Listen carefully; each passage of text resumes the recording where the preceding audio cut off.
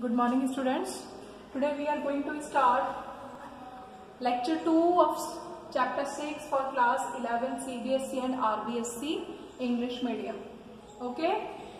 The chapter is going on as thermodynamics, and in previous lecture we have discussed about the terms regarding thermodynamics. Today we will read about specific heat capacities. Specific heat capacity. What is specific heat capacity?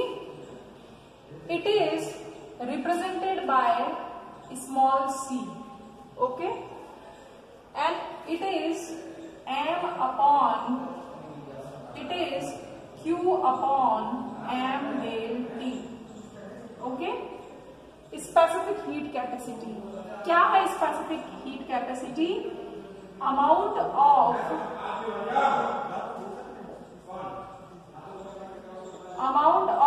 heat required to raise 1 degree centigrade temperature. Amount of heat required to raise 1 degree centigrade of 1 mass by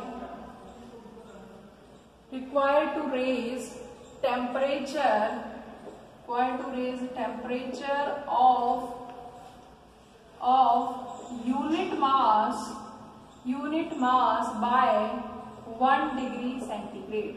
क्या मतलब हुआ कि जो specific heat capacity, उसका क्या मतलब है? उसका मतलब है कि आपके पास मान लीजिए कोई 1 यूनिट मास है, ठीक है, उस 1 यूनिट मास का टेम्परेचर आपको 1 डिग्री सेंटीग्रेड इंक्रीज करना है। तो 1 डिग्री सेंटीग्रेड इंक्रीज करने के लिए आपको कितनी हीट की रिक्वायरमेंट होगी? जैसे मान लीजिए ऐसे लिखा हुआ है, C की वैल्यू 4.2 जूल पर gram degree centigrade, for example ऐसे लिखा हुआ है। तो इसका मतलब क्या हुआ? इसका मतलब आपको खुद ब खुद समझना है कि जो आपका जो सब्सटेंस है वो कितने ग्राम है पर ग्राम। पर ग्राम का मतलब 1 ग्राम है, और उस 1 ग्राम का टेम्परेचर आपको कितना बढ़ाना है? 1 डिग्री सेंटीग्रेड बढ़ाना है।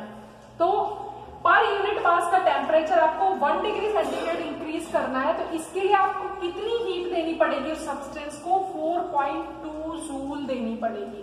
क्लियर? तो स्पेसिफिक हीट कैपेसिटी क्या है? Specific heat capacity is the amount of heat required to raise temperature of unit mass by 1 degree centigrade. Clear? यहां तक समझ में आ गया? अब आप मान लीजिए कि यदि आपको, इसका मतलब यहां पर आपको क्या चीज ध्यान रखनी है? देखिए,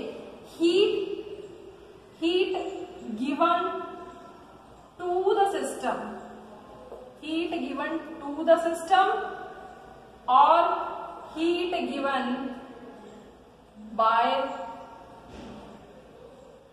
to the system or heat given from the system या by the system.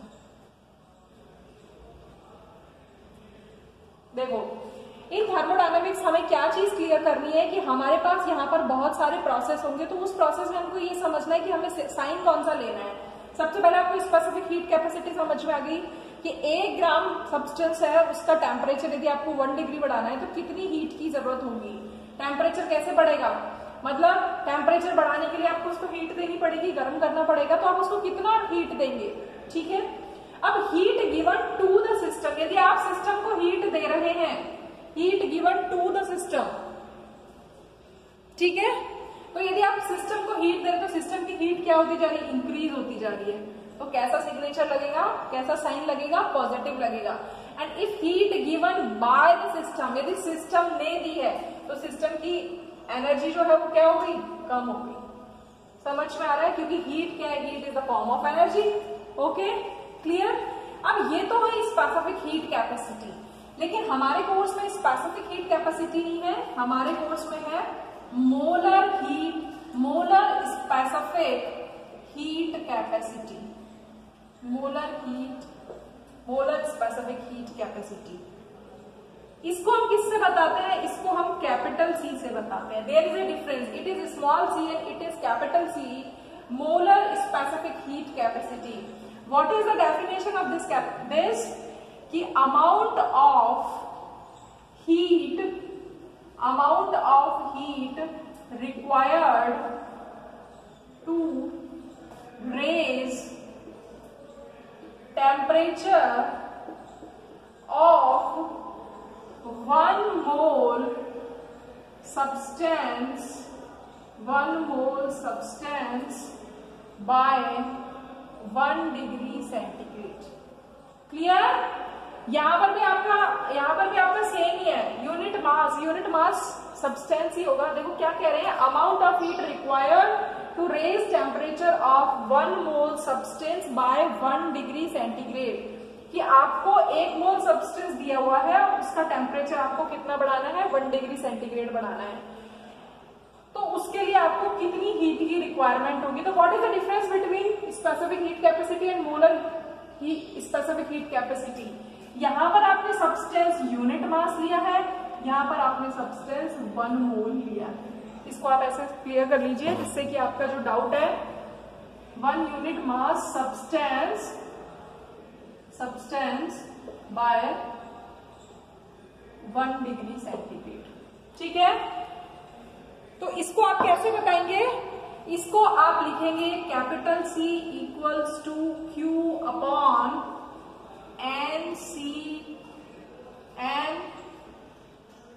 Delta T। Clear? यहां पर ये मास है of a substance and it is the mole of a substance. Okay, so what is the relation between capital C and small c? So relation is, mole क्या होता है? Mole is the given mass upon molar mass. ठीक है, तो capital C क्या हो जाएगा? Capital C will B equal to capital M small c। Okay, molar heat capacity is the product of specific heat capacity into molar mass. क्या हो गई ये हो गई molar specific heat capacity is equals to molar mass into specific heat capacity. Okay, what is the major difference you can identify? And this molar specific heat capacity, it is of 2 types. One is CV and one is CP. What is CV? CV is the molar specific heat capacity at constant volume. Okay, and it is molar specific heat capacity at constant pressure. Okay, if volume is constant, then it is molar specific heat capacity at constant volume and it is at constant pressure. So CV क्या हो जाएगी? CV will be equal to QV and delta T. At constant volume पर heat हो जाएगी और CV क्या हो जाएगी? QP and delta T. Okay, तो what will be the CP और CV? It will be like this. So it is the molar specific heat capacity. So what is the relation between CP and CV? CP minus CV is equal to R. It is a relation. CP minus CV is equal to R. Okay. Now come to the next topic, which is work. Okay. What is work? We know work is the product of force and displacement. Okay. Clear?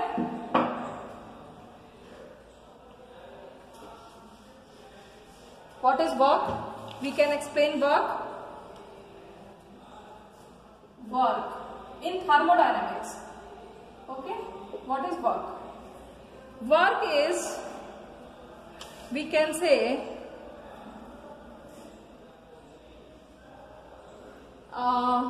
we can write work is the mechanical, ये जो work में बता रही हूँ किस term में बता रही हूँ, थर्मोडायनेमिक्स की टर्म में बता रही हूँ. Work is the mechanical way to transfer heat और एनर्जी. कि कोई मैकेनिकल वे है कि किसको, हीट को ट्रांसफर करने का या एनर्जी को ट्रांसफर करने का, जो एक वे है दैट इज कॉल्ड वर्क. अब वर्क को देखिए, मान लीजिए you have a piston, you have a container और a vessel in which gas is filled. It is a piston. Okay, so we are study on this vessel and in this vessel gas. तो gas क्या है, ये gas भरी हुई है. Okay, तो gas तो क्या हो गई, सिस्टम हो गई, इस पर हम स्टडी कर रहे हैं. और बाहर का एरिया क्या हो गया, that is surrounding. Okay, so the pressure, if बाहर का प्रेशर है P एक्सटर्नल और अंदर का प्रेशर है P गैस, गैस जो प्रेशर लगा रही है कंटेनर के अंदर जो है, ठीक है. If P gas is equals to P external, there is no work done, कोई भी काम नहीं होगा. क्लियर, कोई काम नहीं हो रहा है उस टाइम पर. ठीक है, तो आप देखिए जो वर्क होता है उसको हम कैसे लिखते हैं, वो होता है force into displacement. Displacement we know very well कि गैस जितना फोर्स लगाएगी और फोर्स से उसमें जो भी डिस्प्लेसमेंट होगा. ठीक है, फोर्स को हम क्या लिख सकते हैं, we know pressure is equal to force upon area. तो फोर्स क्या हो गया, प्रेशर इनटू एरिया. ओके, तो we can write PA from that. और डिस्प्लेसमेंट, डिस्प्लेसमेंट को आप मान लीजिए कुछ भी है, डिस्प्लेसमेंट को मान लीजिए आप डेल्टा एक्स मान लीजिए, जितना डिस्प्लेस हुआ. ठीक है, या L मान लीजिए. A और L क्या हो गया, V हो गया. A और L क्या हो गया, V. ओके, डिस्प्लेसमेंट जो है वो कितना डिस्प्लेस हुआ, पहले यहां था, अब यहां से यहां डिस्प्लेस हो गया, तो डेल्टा L हो गया था. तो ये तीनों चीजें क्या हो गई, डेल्टा V हो गई. ओके, तो वर्क जो है वो क्या हो गया, PWV हो गया, वर्क. क्लियर. अब जो वर्क डन है, गैस जो वर्क कर रही है, अब आप यहां पर देखिए हमारे पास यहां पर क्या आएगा, एक्सटर्नल जो प्रेशर है उसके ऑपोजिट वर्क हो रहा है. देखो, तो अब यहाँ पर वर्क जो है वो कैसे होगा, मान लीजिए P गैस इज, अब हमारे पास यहाँ पर कंडीशन क्या आई कि P gas is greater than P external. मान लीजिए गैस प्रेशर को एक्सर्ट करती है, गैस जो है वो प्रेशर लगा रही है बाहर की साइड, तो P गैस क्या हो गया, ज्यादा हो गया इन कंपैरिजन टू एक्सटर्नल. जब दोनों बराबर बराबर है तो कोई वर्क नहीं हो रहा क्योंकि कोई डिस्प्लेसमेंट नहीं है, तो वर्क डन इज 0. ठीक है, but if P gas is greater than, तो गैस ज्यादा है, गैस ज्यादा फोर्स लगा रही है, तो गैस क्या होगी, जब P गैस ज्यादा होगा, यानी कि P gas is more than, तो गैस विल एक्सपैंड. गैस क्या होगी, गैस विल एक्सपैंड. ऑब्वियस सी बात है, गैस का प्रेशर लगेगा तो गैस एक्सपैंड करेगी. और if gas is expand then delta will be positive. Expand कर रही है तो वॉल्यूम जो है वो इंक्रीज हो जाएगा ना, तो वॉल्यूम इंक्रीज हो जाएगा तो डेल्टा वी की वैल्यू कैसी हो जाएगी, पॉजिटिव हो जाएगी. ओके, ठीक है, पॉजिटिव हो जाएगी. तो यदि डेल्टा वी की वैल्यू पॉजिटिव होगी तो डब्ल्यू की वैल्यू क्या होगी, तो डब्ल्यू की वैल्यू हो जाएगी नेगेटिव. आपको समझ में आ रहा है मैं क्या बता रही हूँ, यहां पर मैं आपको ये बता रही हूं कि हमारे पास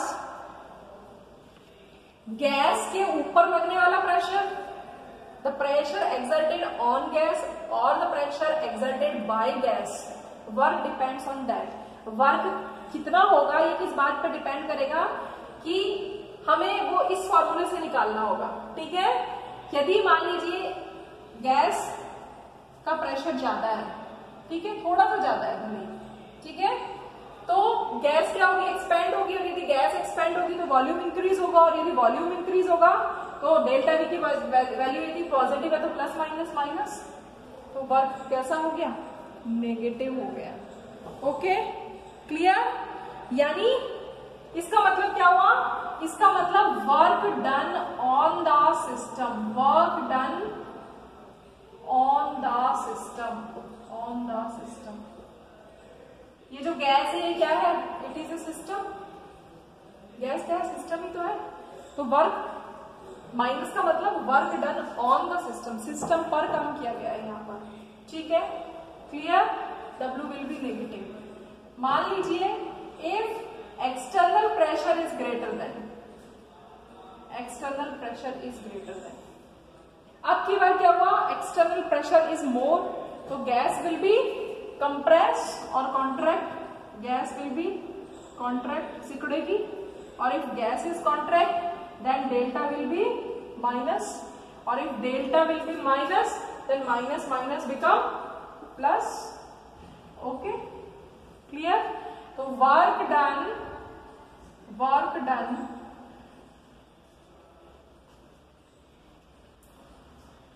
by the system, work done to the system,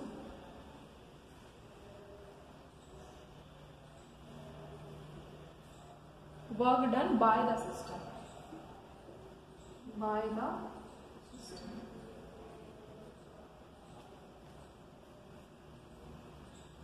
तो क्या हो गया, work done to the system, sorry to the system, तो क्या हुआ, W जो हो गया वो कैसा हो गया, पॉजिटिव हो गया, means work done on the system, we can say work done to the system, work done to the system. Clear? ये यहां पर है work done by the system. ठीक है, देखो इसको आपको ऐसे समझना है, यहां पर गैस ने काम किया ना, क्योंकि गैस का प्रेशर ज्यादा है, गैस क्या एक सिस्टम है, तो work done by the system हो गया। यहां पर क्या हुआ, एक्सटर्नल प्रेशर इज मोर, तो work done to the system, system पर काम हुआ है। Clear? So we can calculate work by this process. Okay, clear? अब आपको यहां पर यह ध्यान रखना है कि ये जो फॉर्मूला है, it is when pressure is constant, when pressure is constant, okay, it is a specific condition। जब pressure constant है, जैसे for example we will do a question that is a gas expands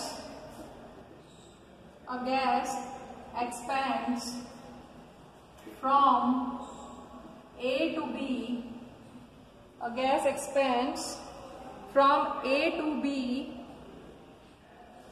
या gas expands 0.5 liter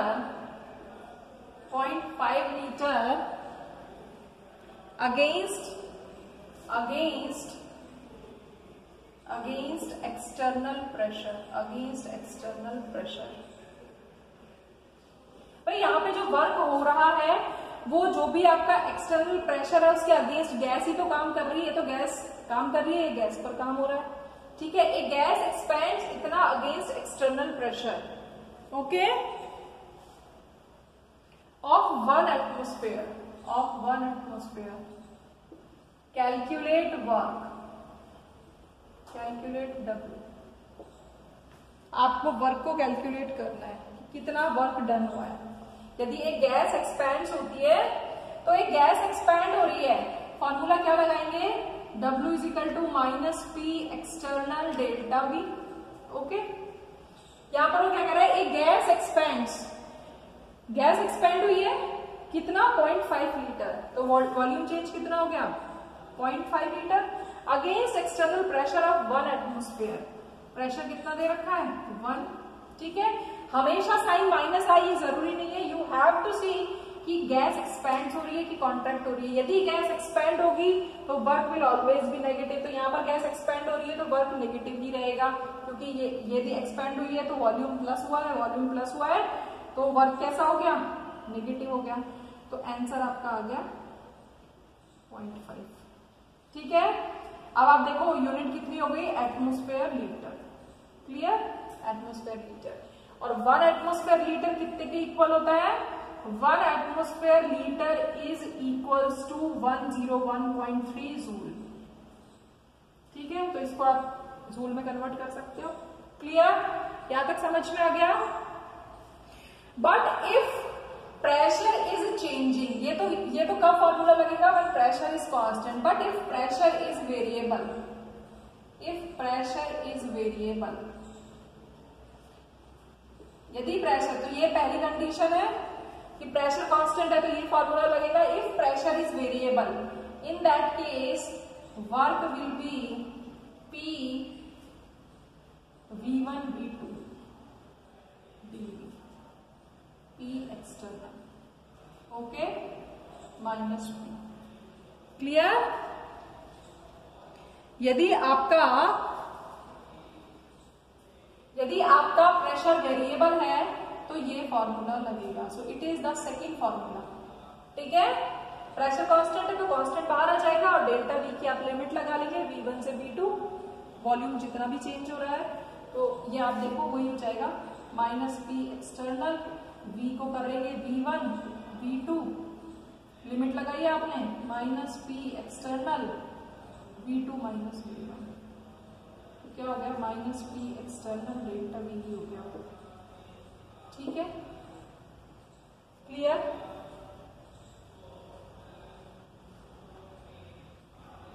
clear, यहां तक आपको समझ में आ गया कि हम कैसे करेंगे। ठीक है, नाउ कम टू दी, तो आप इसको लर्न करके रखेंगे, ये सेकंड फॉर्मूला आपको। ठीक है, और इफ, और थर्ड कंडीशन क्या है, third, if a graph is given, if a graph is given, if a graph is given, then work क्या होगा। एक ग्राफ दिया हुआ है, उसमें वर्क को कैसे कैलकुलेट करेंगे, तो उसमें वर्क होगा area under pressure work curve, area under pressure work curve. कैसे, देखिए कि मान लीजिए फॉर एग्जाम्पल गैस, इसका बता रही हूं, a gas expands from A to B, find the work done, okay. मान लीजिए ये कर्व है, ये प्रेशर है, ये वॉल्यूम है। ठीक है, एक कर्व बनाया हुआ है लाइक ऐसे, यहां पर प्रेशर 1 है, यहां पर 2 है, यहां पर 3 है। ठीक है, यहां पर प्रेशर 1 है, यहां पर 2 है, यहां पर 3 है और यहां पर 4 है। ठीक है, तो अब आप देखिए ये पॉइंट A है, ये पॉइंट B है। तो अब यहां पर वो क्या पूछा है, ए गैस एक्सपैंड, गैस फैल रही है, एक्सपैंड हो रही है from A to B, A से B तक। तो अब आप देखो वॉल्यूम तो चेंज हो रहा है, वॉल्यूम 1 से 3, लेकिन प्रेशर भी तो चेंज हो रहा है 2 से 4। तो यहाँ पर क्या है, यहाँ पर प्रेशर कांस्टेंट नहीं है, इसलिए ये वाला फॉर्मूला नहीं लगेगा। यहाँ पर प्रेशर वेरिएबल तो है, प्रेशर वेरिएबल है, ठीक है, लेकिन यहाँ पर यदि कोई आपको वो ग्राफ देता है तो ग्राफ को आप इस तरीके से सॉल्व करेंगे। Okay, gas expands from A to B, तो कैसे निकालेंगे, देखिए वर्क क्या हो जाएगा, यहाँ पे वर्क क्या बताया है, ग्राफ यदि दिया हुआ है तो एरिया अंडर PV कर्व, तो एरिया क्या हो गया, ये और ये हो गया, if it is A, area ये हो गया। ठीक है, ये एरिया कैसा है, ये हो गया ट्रेपेजियम, तो ट्रेपेजियम का फॉर्मूला कितना होता है, हाफ। ठीक है, पैरेलल जो साइड्स होती हैं उनका सम, पैरेलल साइड देखो ये है इसका कितना है प्रेशर 2 और इसका कितना है 6, तो 2 + 4 इंटू वॉल्यूम चेंज कितना है 3, 1 से 3 गया, वॉल्यूम चेंज कितना है 2, तो कितना हो जाएगा 6, तो वर्क कितना आ गया 6 आ गया atmosphere litre, atmosphere litre. Clear? तो आप वर्क डन इस तरीके से कैलकुलेट करेंगे। इफ प्रोसेस इज रिवर्सिबल, मान लीजिए एक प्रोसेस रिवर्सिबल है, तब आप कैसे कैलकुलेट करेंगे वर्क को। ठीक है, देखिए अब हमने 4 टाइप के प्रोसेसेस पढ़े थे, एक आइसोथर्मल था, एक आइसोकोरिक था, एक आइसोबारिक था।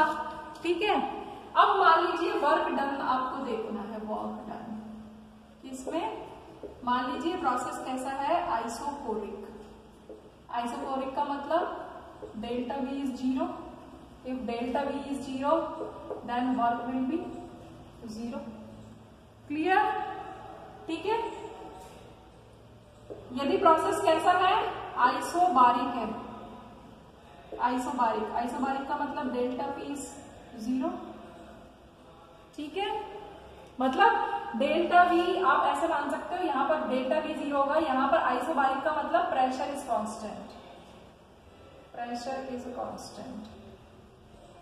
यहां पर क्या चीज कांस्टेंट है, वॉल्यूम कांस्टेंट है, तो यदि वॉल्यूम कांस्टेंट है तो डेल्टा V 0 हो गया ना। ठीक है, तो P एक्सटर्नल डेल्टा V में डेल्टा V 0 हो तो ये 0 हो गया। यदि यहां पर है तो यहां पर क्या हो जाएगा, P एक्सटर्नल प्रेशर कांस्टेंट है उसको लिख लेंगे डेल्टा V, वर्क डन इससे कैलकुलेट करेंगे। But if process is isothermal, if process is isothermal, ठीक है, तो आइसोथर्मल प्रोसेस के लिए जो वर्क होगा that will be -nRT ln E V2/V1। ये आपको लर्न करके रखना है, डेरिवेशन आपके कोर्स में नहीं है।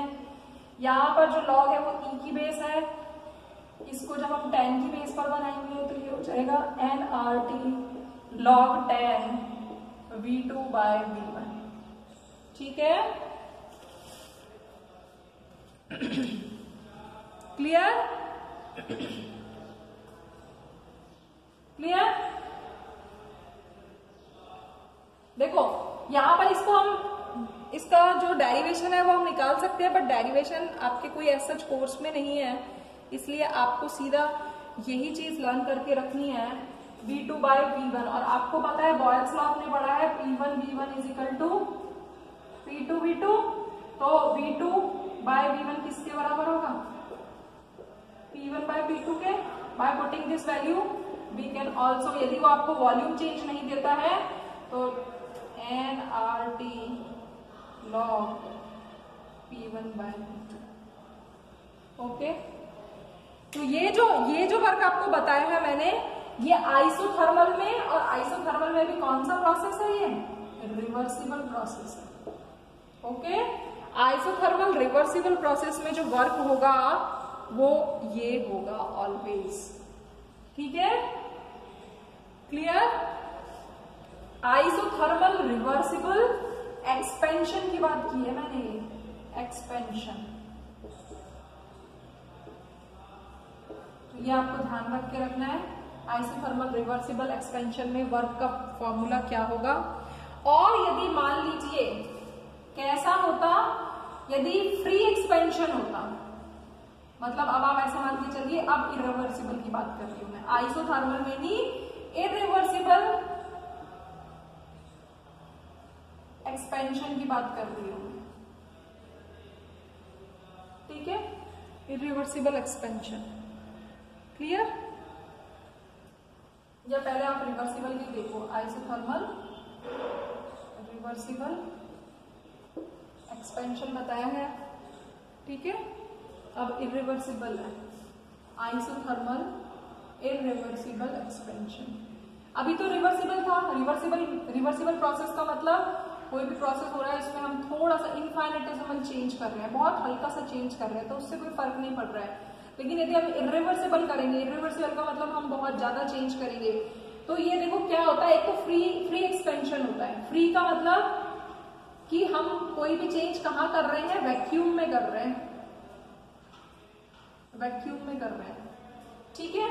तो वैक्यूम में आपको हमेशा ध्यान रखना है, वैक्यूम में एक्सटर्नल प्रेशर, तो वैक्यूम में तो कुछ होता ही नहीं है, खाली है, तो एक्सटर्नल प्रेशर तो जीरो हो जाएगा। तो हमेशा फ्री एक्सपेंशन में जो वर्क होगा that will always be zero, ठीक है, क्लियर।